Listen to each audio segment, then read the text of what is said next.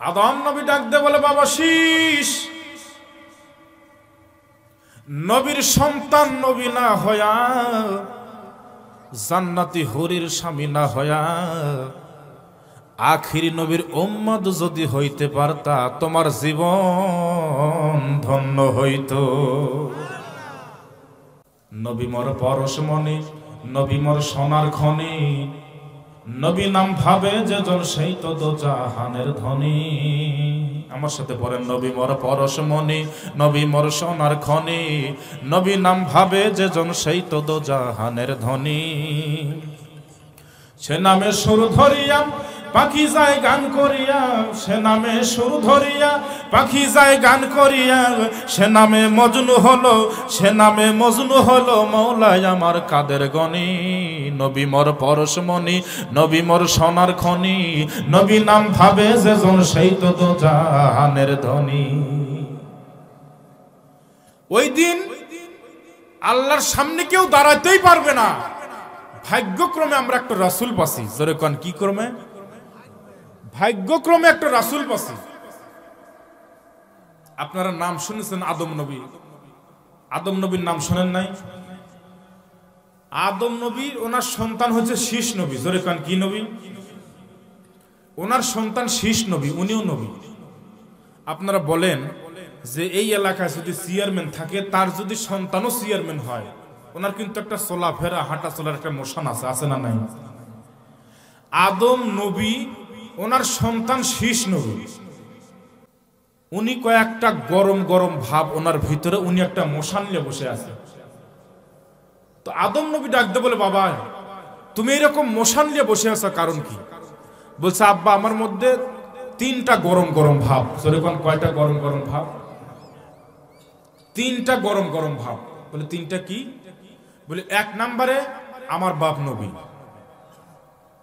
দুই নাম্বার কারণ আমি ভাগ্যক্রমে আমি নিজেই নবী, তিন নম্বরে দুনিয়ার বুকেই আমি জান্নাতের হুরির স্বামী। কয়টা গরম ভাব? আদম নবী ডাক দে বলে, বাবা শীষ,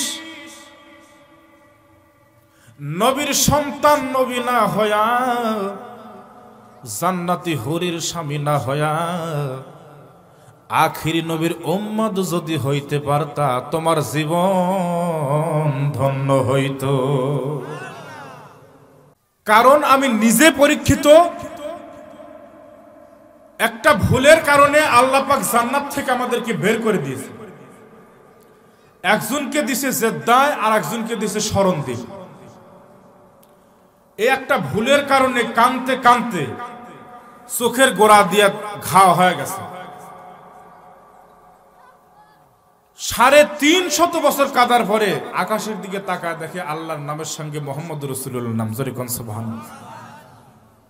তো চিন্তা করলেন যে আমি তো প্রথম মানুষ, প্রথম নবী, আল্লাহর নামের সাথে আমার নাম থাকার কথা, কিন্তু দেখতেছি আল্লাহর নামের সঙ্গে মোহাম্মদ রাসূলুল্লাহ লেখা। তো চিন্তা করলেন যে, বললেন আল্লাহ আপনার নামের সাথে যে নামটা দেখা যায়, ওই নামের উসিলা করে আমি আদমের গুনাহ মাফ করে দাও। মোহাম্মদ রাসূলুল্লাহর উসিলা করে আল্লাহ পাক আদম নবীকে মাফ করে দিয়েছে। এমন একজন নবীর উম্মত আল্লাহ আমাদেরকে কবুল করেছে। আপনারা খুশি না বেজার? কোরআনুল কারীমের ভিতর থেকে একটা আয়াত তেলাওয়াত করেছি। আল্লাযী খালাকাল মাউতা ওয়াল হায়াতা লিয়াবলুয়াকুম আইয়ুকুম আহসানু আমালা। অর্থ হলো যিনি মৃত্যু আর জীবনকে সৃষ্টি করেছেন। কি সৃষ্টি করেছেন? মৃত্যু আর জীবনকে যিনি সৃষ্টি করেছেন। এখানে বলবেন যে হুজুর মৃত্যুর কথা আগে বললেন, আর আল্লাহ পাক আগে মৃত্যুর কথা বললেন কেন? জীবনের কথা পরে বললেন কেন? কারণ মৃত্যু যে হবে নিশ্চিত, কথা কোন ঠিক কিনা? মৃত্যু যে হবে কোন সন্দেহ আছে? দুনিয়ার মাহে পরে আমরা মৃত্যুকে ভুলে গেছি। দাউদ নবী উনি ছিলেন আল্লাহর নবী এবং উনি রাষ্ট্রের চেয়ারে উনি নেতৃত্ব দিতেন। একদিকে নবুয়ত আর একদিকে হুকুমত। ওনার সন্তানেরা সবাই নবী দাবি করে। দাউদ নবী বললেন যে আল্লাহ আমার সমস্ত সন্তান তো নবী দাবি করে। আল্লাহ পাক বলেন দাউদ, 3টা প্রশ্নের জবাব যে সন্তান দিতে পারবে সে নবুয়ত পাবে এবং হুকুমত পাবে। কয়টা প্রশ্ন? 3টা প্রশ্ন। সেটা কি প্রশ্ন?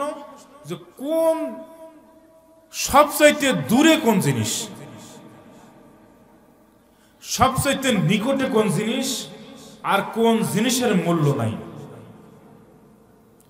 তো একজন বলতেছে সবচাইতে দূরে হলে আসমান, সবচাইতে দূরে তারকা, আর একজন বলে সবচাইতে দূরে চন্দ্র। আর সুলাইমান আলাইহিস সালাম বলতেছেন যে সবচাইতে দূরে হচ্ছে কবর। সবচাইতে দূরে কি? কেন? পৃথিবীর যে কোনো প্রান্তের থেকে যে কোনো অবস্থায় আপনি খবর নিতে পারেন, কিন্তু বাড়ির পাশে কবর, খবর নেওয়ার কোনো সুযোগ আছে? সবচাইতে দূরে হলো মানুষের কবর। সবচাইতে নিকটে কি? কেউ বলতেছে সবচাইতে নিকটে নাক, কেউ বলে চোখ, কেউ বলে কপাল। সুলাইমান নবী ডাকতে বলে বাবা সবচাইতে নিকটে মানুষের মৃত্যু। এই মৃত্যুকে আমরা অনেক দূরে রাখছি। আর কোন জিনিসের মূল্য নাই?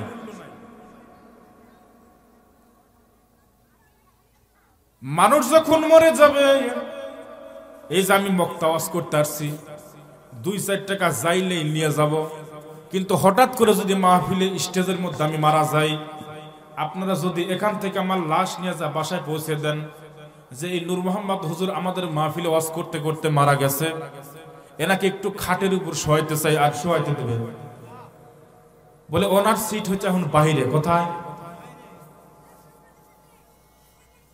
সবচাইতে কোন জিনিসের মূল্য নাই?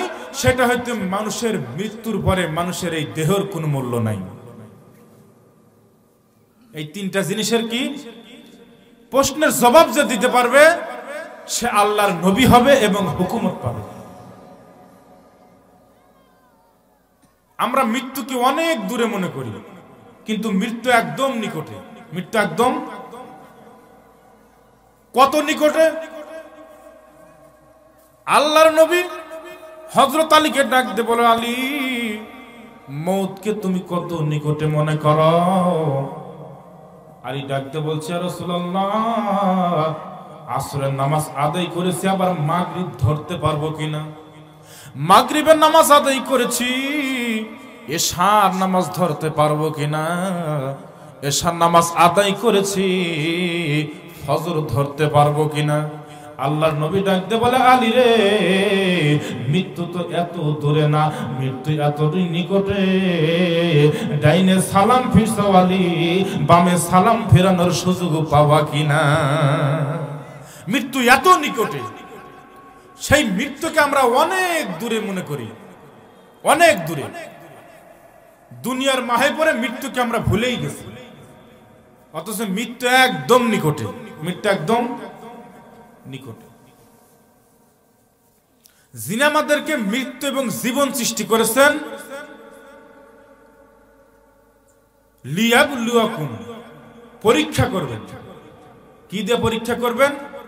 আইয়ুকুম আহসানু আমালা। আইয়ুকুম আহসানু আমালা, আমাদেরকে পরীক্ষা করবেন সুন্দর আমল দিয়ে। কি দিয়ে? সুন্দর আমল দিয়ে আমাদেরকে পরীক্ষা করবেন। সুন্দর আমলের দরকার আছে না নাই? বেশি আমলের কথা বলছেন না, সুন্দর আমলের কথা। আইয়ুকুম আহসানু আমালা, সুন্দর আমলের পরীক্ষা। কিসের আমলের? সুন্দর আমলের পরীক্ষার কথা বলছেন। সুন্দর আমল কি? সুন্দর আমল করতে হলে সুন্দর একটা পরিবেশ লাগবে। যেরকম কি লাগবে? সুন্দর আমল করতে হলে সুন্দর একটা পরিবেশ লাগবে, আর সুন্দর একটা পরিবেশ করতে হলে সুন্দর একটা সমাজ লাগবে, আর সুন্দর একটা সমাজ গঠন করতে সুন্দর একটা রাষ্ট্র লাগবে। কি লাগবে? এই সুন্দর একটা রাষ্ট্র হইতে হলে, পাইতে হলে দুনিয়ার সরকারে কোনো আইন তো হবে না, আমার আল্লাহর কোরআনের আইন লাগবে। যেরকম কি কোরআন আইন? আল্লাহর কোরআনের আইন লাগবে। আল্লাহর কোরআনের আইন দিয়ে যদি রাষ্ট্র চলে, প্রেম প্রীতি ভালোবাসা তো দূরের কথা, যুবকের স্বপ্ন দোষ পর্যন্ত বন্ধ হয়ে যাবে। কথা ঠিক কিনা?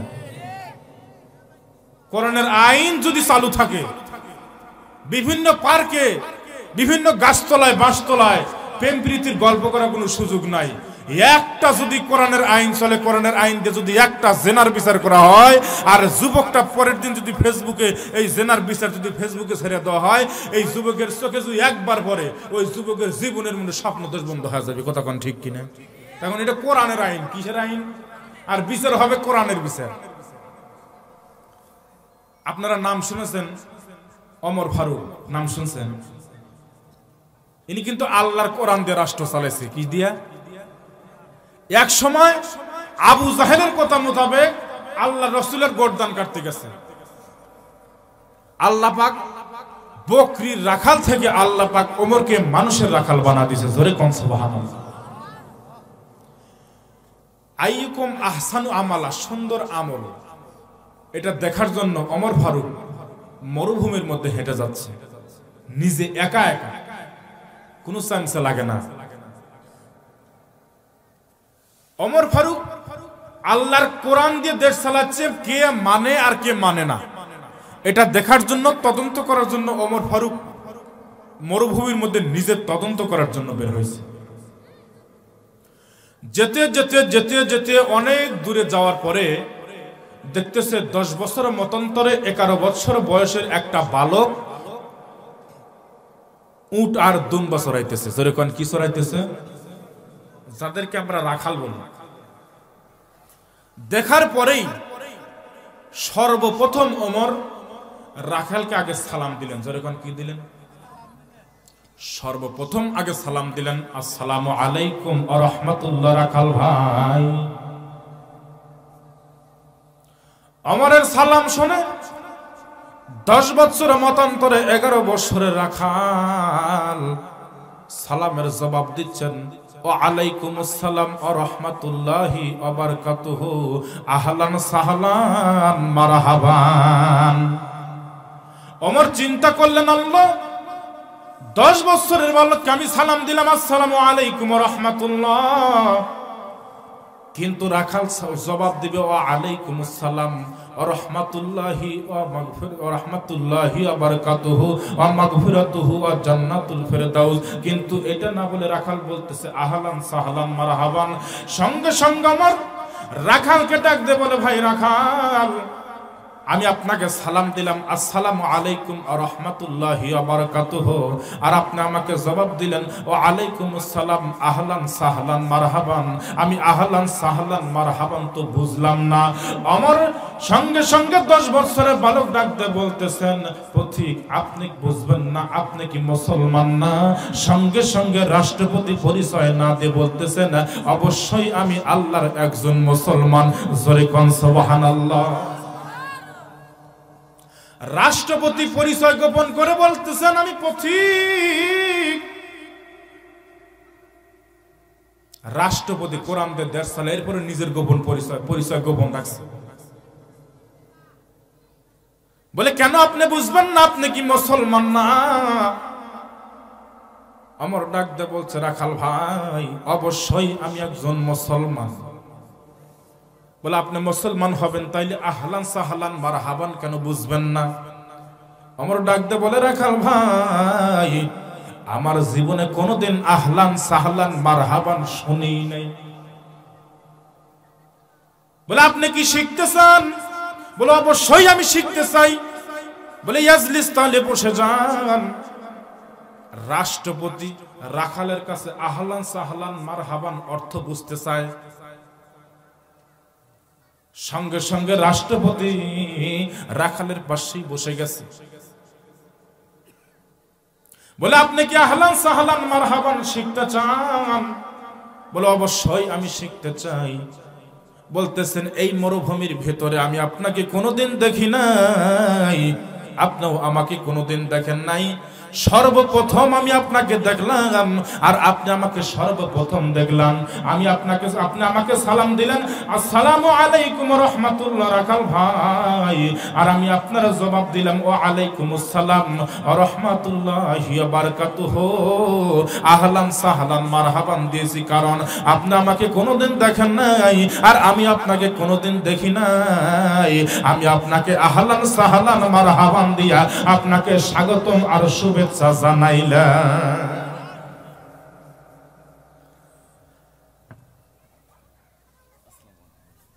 সঙ্গে সঙ্গে পথিক রাখালকে ডাক দে, বলে রাখাল ভাই,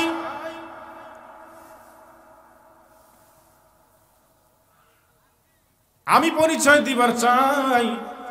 বলতেছে আপনি কে? আপনার পরিচয় জানতে চাই। ডাক দে বলতেছেন আমি কে? আমি হইলাম সাধারণ একজন মুসাফির। সাধারণ কি? আসলে কিন্তু রাষ্ট্রপতি পরিচয় গোপন রাখছে, পরিচয় গোপন রাখছে, কিন্তু উনি হইলেন রাষ্ট্রপতি। তার কারণ রাষ্ট্রপতি উনি যদি বলে আমি হইলাম হযরত ওমর, আমি হইলাম রাষ্ট্রপতি ওমর, ওমর চিন্তা করলেন আমি যদি পরিচয় দেই আমি হইলাম ওমর, আর এই রাখাল উটার দুম্বা থুয়েই মারবে দৌড়। রাষ্ট্রপতির পরিচয় গোপন রেখে ডাক দিয়ে বলতেছেন আমি একজন পথিক, আমি একজন পথিক। বলে ভাই বেশি কথা লম্বা করতে চাই না, সারাদিন হাঁটতে হাঁটতে ক্লান্ত হয়ে গেছি, ক্ষুধার যন্ত্রণা আমি সহ্য করতে পারি রাখাল ভাই, কিন্তু পানির তৃষ্ণায় আমার কলিজা ফেটে যায়। পানির তৃষ্ণা আমি সহ্য করতে পারি না রাখাল ভাই, পানির তৃষ্ণা আমার কলিজা শুকায় গেছে। আপনার এতগুলো উট আর দুম্বার ভিতরে কি দুধাল উট আছে? ডাকতে বলছে পথিক রে, একটা নয় দুইটা নয়, অসংখ্য দুধাল উট আল্লাহ দিছে। ডাকতে বলছে অসংখ্য উট, দুধাল উট যদি আল্লাহ দেয়, পানির তৃষ্ণা সহ্য করতে পারি না রাখাল ভাই, একটা দুধাল উট আমাকে দেওয়া লাগবে, আর ওই দুধাল উট থেকে একটু দুধ দহন করে আমার কলিজাটা, আমার জিহ্বাটা একটু ভেজাইতে চাই। সঙ্গে সঙ্গে 10 বছরের বালক ডাকতে বলতেছেন আপনি কি মুসলমান? বলে অবশ্যই আমি একজন মুসলমান। বলে আপনি মুসলমান, আপনি কি নামাজ পড়েন? বলে অবশ্যই আমি নামাজ পড়ি। বলছে আপনি নামাজ পড়েন, আপনি কি আল্লাহর কোরআন পড়া জানেন? বলে অবশ্যই আল্লাহর কোরআন পড়া জানি। বলে আপনি নামাজের মধ্যে কি পড়েন না ইয়্যাকা না'বুদু ওয়া ইয়্যাকা নাস্তাঈন? জোরে কোন সুবহানাল্লাহ। আপনি মুসলমান যদি হবেন, আপনি যদি নামাজ পড়বেন, তাহলে নামাজের মধ্যে চাইলেন ইয়্যাকা না'বুদু ওয়া ইয়্যাকা নাস্তাঈন, আল্লাহ তোমার ইবাদত করি, তোমার কাছে সাহায্য চাই। কিন্তু নামাজের মধ্যে চাইলেন আল্লাহর কাছে, আর নামাজের বাহিরে চাইতেছেন আমার কাছে। আপনার কি ঈমান আছে? বলে নামাজের মধ্যে আপনি আল্লাহর কাছে চান আর নামাজের বাইরে আমার কাছে চাইলেন, আপনার কি ঈমান আছে? বলে ভাই তাইলে কেমন করে চাইতে হবে?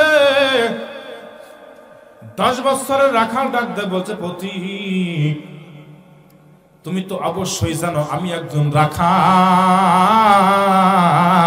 অবশ্যই আমার একজন মনিব আছে। তুমি জানো এই রাখাল, আমি হইলাম রাখাল, উট আর দুম্বা চড়াই, অবশ্যই আমার একটা মনিব আছে। মনিবের পারমিশন না নেওয়া পর্যন্ত আমি দিতে পারবো না। ওমর পরীক্ষা করার জন্য বলছে ভাই এত দূরে তো আপনার মনিব নাই, আমার পকেটে কিছু টাকা আছে, এই টাকা আপনাকে দিয়ে দেই, আমাকে একটু দুধ দহন করে খাওয়ায়া দেন, আপনার মালিক তো টের পাবে না, আপনার পকেটটাও একটু গরম হবে। সঙ্গে সঙ্গে 10 বছরের রাখাল ডাক দে বলছে পথিক, যেটা কেউ দেখে না সেটা দেখে আমাদের সৃষ্টিকর্তা বিধানদাতা মহান আল্লাহ। আপনি বলতেছেন আমার মালিক এখানে নাই, এমন একটা মালিক এটা দেখতেছে, এমন একটা মালিক এটা শুনতেছে, যেটা আপনারও মালিক, আমারও মালিক, আমার মনিবেরও মনিবে, কুল মাখলুকাতের মনিবে। তিনি আমাদের সৃষ্টিকর্তা, বিধানদাতা, মহান আল্লাহ। বলে কি করতে হবে? বলে তোমার সাইজ ভালো না, আমার কাছে চাইলে তোমাকে ঈমান থাকবে না। সর্বপ্রথম তোমার চাওয়ার একটা নিয়ম আছে, বান্দার কাছে যদি চাইতে হয়, বান্দার কাছে আল্লাহর রাস্তে চাইতে হবে।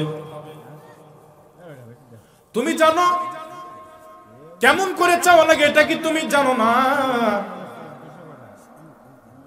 পথিক ডাক দে বলে, রাখাল ভাই, কেমন করে চাইতে হয় এই বিষয়ে আমার জানা নাই, তোমার কাছে শিখতে চাই। 10 বছর রাখাল ডাক দে বলে, পথিক, মানুষের কাছে যখন তোমাকে চাইতে হয়, মানুষের কাছে এমনি এমনি চাইলে হয় না, আল্লাহর রাস্তে চাইতে হবে। পথিক ডাক দে বলে, রাখাল, আল্লাহর রাস্তে আপনার কাছে একটু দুধ চাই। ডাকদা বলতেছেন, এখন এইভাবে চাইলে হবে না, আল্লাহ রাস্তা যখন তখন চাইলে হয় না। তুমি তো জানো আমার একটা মনিব আছে, ওই মনিবের কাছে তোমাকে 26 মাইল যাইতে হবে।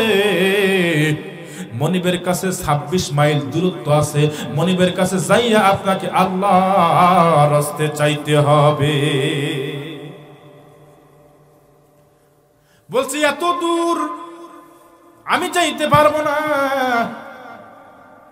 মনিবের বাড়ি যদি এত দূর হয়, আমার পেটটা পিঠের সাথে লেগে গেছে, পানির তৃষ্ণায় আমার কলিজা পর্যন্ত ফেটে যায়, আমি 26 মাইল যাইতে পারবো না। আমাকে একটু দুধ দাও, আমার কাছ থেকে অগ্রিম কিছু টাকা করি না, আমাকে বিনিময় একটু দুধ দাও। বলে, না, আমার একটা মনিব আছে, যেই যার সমস্ত মনিবের চক্ষু ফাঁকি দেওয়া যায়, কিন্তু এমন একটা মনিবের সামনে আছি যিনি আমাদের সৃষ্টিকর্তা। আমার চিন্তা করলেন, আল্লাহ, আমার দেশের একটা রাখাল যদি আল্লাহওয়ালা হয়, আমি ওমরের জানার বাকি না, তো এখন আল্লাহওয়ালা হয়েছে। রাখাল পর্যন্ত আল্লাহওয়ালা হয়েছে, উনি পরীক্ষা করতেছে। ডাকতে বলছে, তুমি কি বারবার যখন দুধ চায়, 10 বছরের প্রতি রাখাল ডাকতে বলে, পথিক, বারবার আমার কাছ থেকে দুধ চাও, তুমি কি জানো না আমাদের রাষ্ট্রপতির নাম কি? আমাদের রাষ্ট্রপতি কি চেনো? বলে, আমাদের রাষ্ট্রপতির নাম হলো তার ওমর ফারুক, আল্লাহর কোরআন দিয়ে দেশ চালায়। জোরে কোন সুবহানাল্লাহ। কথা কয় কার সাথে? ওমরের সঙ্গেই কথা বলে। ডাক দে বলে, পথিক, আমাকে ঘুষ দিবার চাইতেছো মরুভূমির ভিতরে? আমাদের রাষ্ট্রপতি ওমর ফারুক আল্লাহর কোরআন দিয়ে দেশ চালায়। এই কথা কাটাকাটির মধ্যে যদি ওমর আইসা পড়ে, ধর থেকে কিন্তু কল্লা আলাদা করে দিবে। ডাকতে বলছে, পথিক রে, তুমি কি তোমাদের রাষ্ট্রপতিকে কোনোদিন দেখেছো? তোমাদের রাষ্ট্রপতিকে কোনোদিন দেখেছো? বলে, আমার রাষ্ট্রপতি কোনোদিন দেখি নাই, আমাদের তিনি রাষ্ট্রপতি, আল্লাহর কোরআন দিয়ে দেশ চালায়। বলে, তোমার রাষ্ট্রপতি কি কোনোদিন দেখছো? বলে, না, তবে আমি আমার ইমানের বনে বনিয়ান হয়ে বলতে পারি, আমার আল্লাহ ওয়াসির এই ওমরের সঙ্গে আমার সাক্ষাৎ করাবে।